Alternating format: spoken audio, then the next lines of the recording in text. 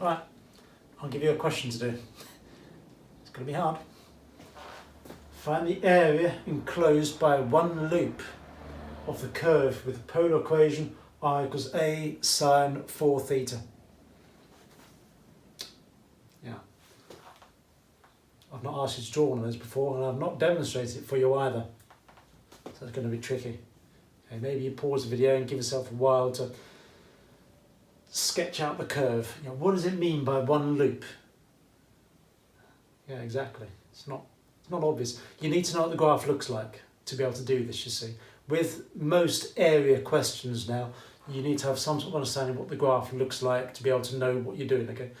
Because there's a lot of things involved. You need to know what limits to substitute in, okay? Between what and what? Is it between 0 and 2 pi? No. Yeah, anyway, just try and sketch the curve and just see what happens, okay?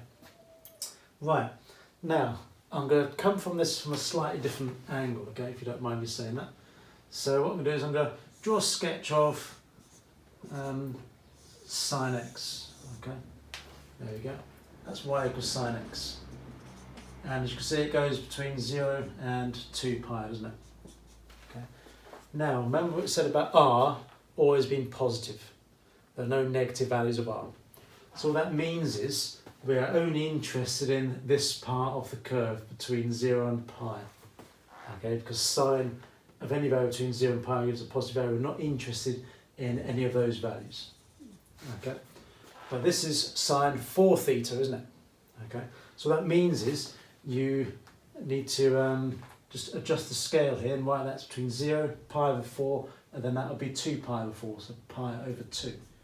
Okay, and I'll just sneak in a... No, I can't.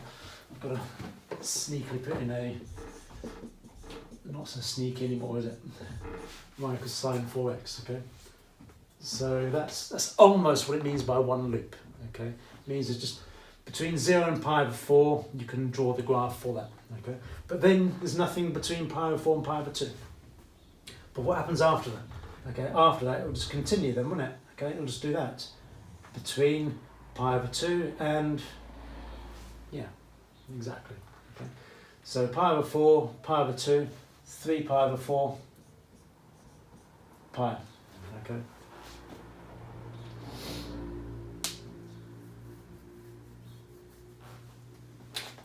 So, in terms of our polar graph, what does that mean? It means between angles of, didn't mean to do that, I meant to do dash lines. So the dash lines indicate it's not really part of the graph, okay? So that's theta is pi over 4, that's theta is 0. Only between there and there is the graph going to go, okay? Between pi over 4 and pi over 2, the graph will not have anything there, okay? But then, between pi over 2 and 3 pi over 4, there's stuff to put in again, okay? So it's 3 pi over 4. But then afterwards, okay, then it won't, okay? Between 3 pi over 4 and, you got to hit pi, there'll be nothing there. So can you see, what I'm doing is I'm looking to see what's happening in each 4 of these quadrants, okay, for the sine 4 theta, okay? Now, for reasons I'm sure I mentioned in previous videos, okay, sometimes it's easier to label that as negative pi over 4, and theta is negative 3 pi over 4, okay? Otherwise, you're just doing it in quarters. Quarter pi, 2 quarters pi, 3 quarters pi, 5 quarters pi, 6 quarters pi, 3 over 2 pi, 7 quarters pi, 2 pi. Okay, I'm just going to do it like that for the moment, okay? So for the moment, it's important to recognise where the graph is going to go, okay? So there's going to be a graph in this bit, not in there, in this bit, not in there, in this bit, not in there, in this bit. That makes sense? Maybe just draw it out now, okay, if you didn't see that before, okay?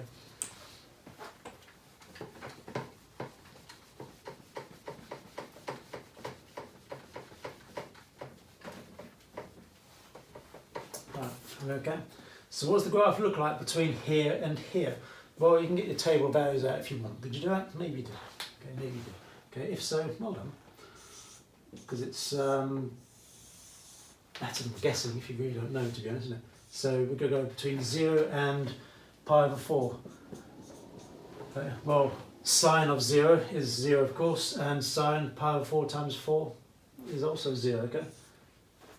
Can you see how the looping bit works? Okay, you could probably see what's going to happen now. Okay, but maybe we'll just fit in another one. So halfway between that is pi over 8, isn't it?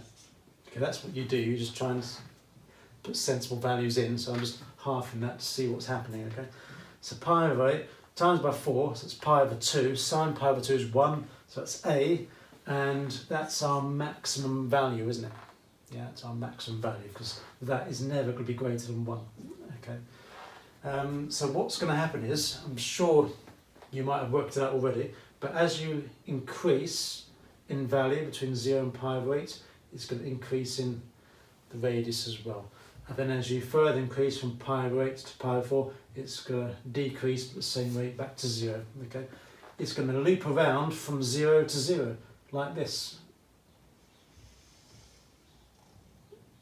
That's at A. Let's come back again.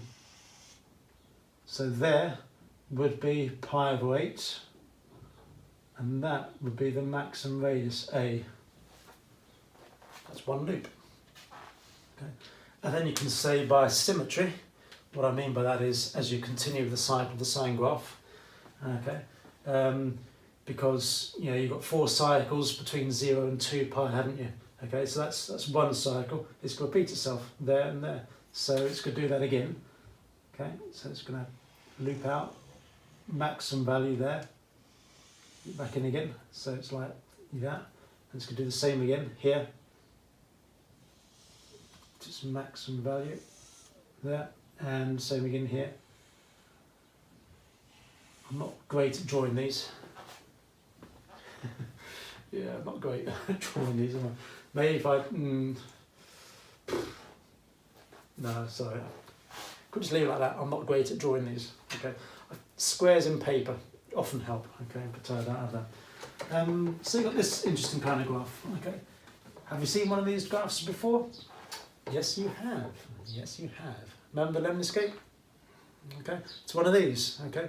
Why did it have 2 loops? Because it has cos 2 theta. Do you remember the equation? It had cos 2 theta. Okay.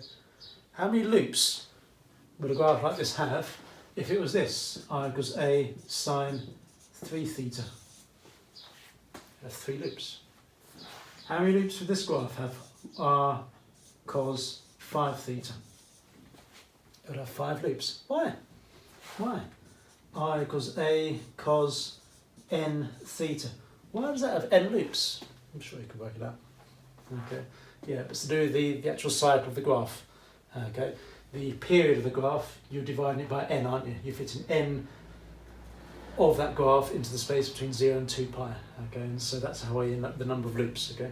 So you can get all sorts of wonderful petal-shaped, flower-shaped, airplane propeller-shaped, whatever you want to call it, graphs by just having these. Okay. And you can't do that with Cartesian coordinates. Another reason why polar coordinates are just really, really nice. Okay. So yeah, so when the question says find the area enclosed by one loop, okay, it's after just that area there. Okay. Yeah. Do you want to just have a go at that? I'm checking the video again. I'm paranoid these days about that thing not going off again. So yeah, so that's that. Okay. So the integral, half r squared d theta, remember? Okay, so half and then r squared, so that's a squared sine squared 4 theta d theta, and then you put your limits in. What limits should we use? What limits do you want to use?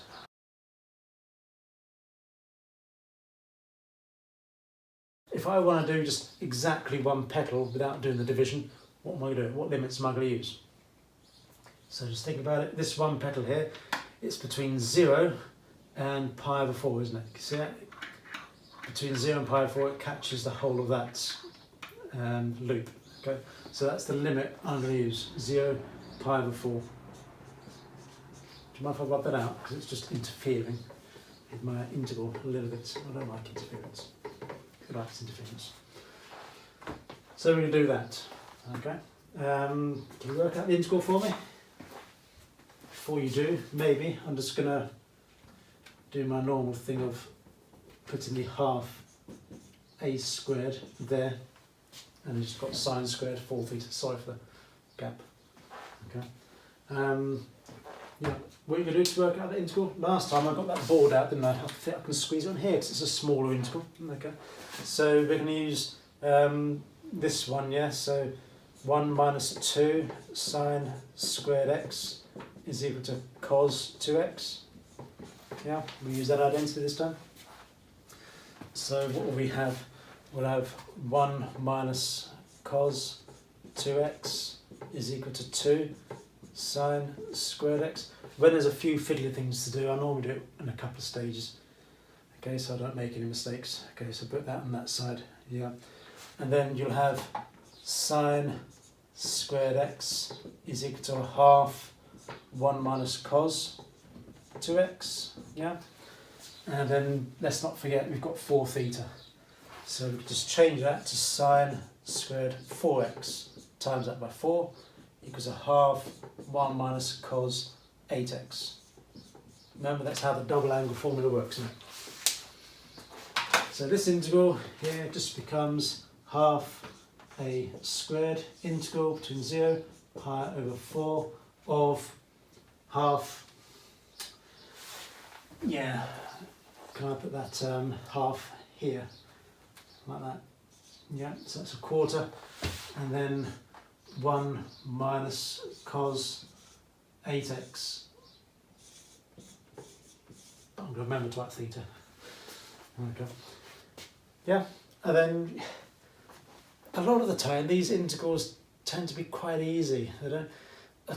Some of the hardest integrals are in the blue book, you know, the pure maths course. Okay, some of the hardest integrals. No. Integration, frankly, in polar coordinates is never really that hard. Okay, a bit of trigonometry, obviously, because most of these are trigonometric. Okay, and some identities, and yes, it's easy. Quarter a squared, and that's theta. What's that going to be? Subtract 1/8 sine 8 theta. I'll just check that, so 8, yeah, and then sine goes to cos, yeah, and what limits did I say? 0 and pi over 4. Yeah, happy with that. And then I should be able to just write down what the answer is there. So let's just have the quarter a squared. So that's going to be pi over 4. Is this going to happen like last time? Probably. Most of them do. And then pi over 4 times by 8 is going to be 2 pi, so that's 0, and then put 0 into that, and you're going to get pi over 4 again. So yeah, it's happening again. So pi over 4 times a quarter a squared. I think I can remember that. Pi over 4 times a quarter a squared. So pi over 16 a squared. Okay, yeah, just check that that's still lovely jubbly. Yeah, done. Yeah, that's kind of nice, isn't it? Okay. Makes kind of nice looking question as well. Don't you agree? I think it does. Good.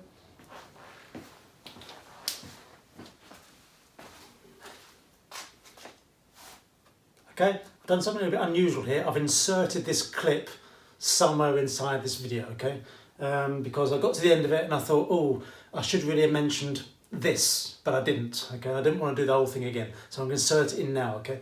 So what we did was the limit between 0 and pi over 4, yeah?